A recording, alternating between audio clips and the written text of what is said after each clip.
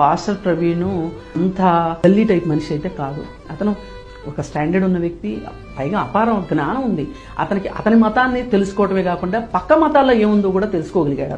తెలుసుకుని కంపేర్ చేసుకుని మాట్లాడగలిగి కొంతమందిని ఒప్పించగలిగాడు, నొప్పించకుండా ఒప్పించగలిగాడు.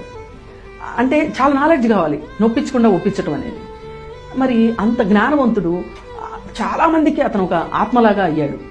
మీ దగ్గర శక్తి ఉంది, మీరే శక్తివంతుడు, మీ శక్తిని మీరు ఎందుకు వృధా చేసుకుంటున్నారు అని ఒక రకంగా ఒక చిన్నపాటి అంబేద్కర్ లాగా అతను ఒక ప్రతిభ కలిగిన వ్యక్తిగా ఎదిగాడు.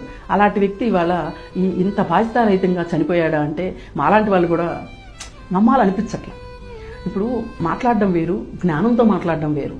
జ్ఞానంతో మాట్లాడాలి అంటే దానికి కాస్త శక్తి ఉండాలి, మాట్లాడటానికి వాక్శుద్ధి ఎట్లాగూ కావాలి. అలాగే జ్ఞానంతో మాట్లాడాలి అంటే స్టడీ ఉండాలి.